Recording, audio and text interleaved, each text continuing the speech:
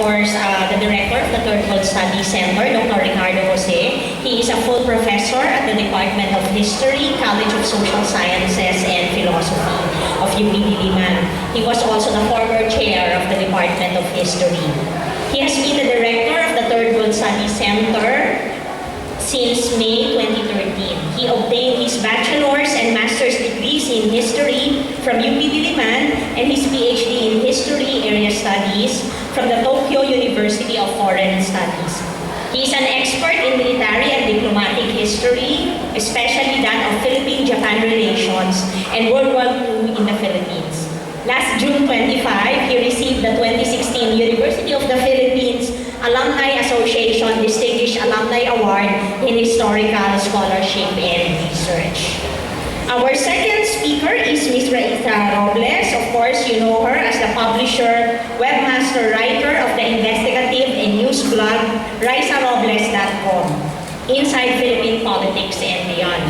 The blog was judged the best society and politics blog in the Philippines at the 2015 Blogies Awards, sponsored by the Philippine Daily Inquirer, ABS-CBN, and Rappler. Ms. Robles is also the senior Manila correspondent of South China Sea Morning Post in Hong Kong and has contributed to the Times of London, the Mail Online, BBC Radio, The Economist Intelligence Unit, and Reuters. She also wrote a biography of Elpidio Quirino entitled To Fight Without End, the story of a misunderstood president, which was also a study on state corruption. She graduated magna cum laude from UP with a BA in English. She wrote the book Marcos Martial Law Never Again, which was launched last April at UP Diliman. We also have, not in the program, but we're very glad that he can join us. We also have veteran publisher and editor, Mr. Vergel Santos, who will immediately follow Ms. Raissa Robles. He is in the audience, but he will join us later on to share his experiences as a journalist during martial law. Our fourth speaker is Mr. Ricardo Reyes, or Ric Reyes for short. He joined the left activism in the late 1960s and went underground in 1972 to fight the Marcos dictatorship. He was imprisoned 3 times, twice during martial law and the last during the total war years of the Cory Aquino presidency. Upon release on bail in 1992, he committed himself to open and legal political and social movement activism, principally in the field of agrarian reform, urban land and housing rights, and political democratization. He co-founded Akbayan and became its national chair from 2003 to 2006, but he resigned from its membership years later in protest against Akbayan's alliance with the Benigno Aquino administration. He is a former president of the Freedom from Death Coalition.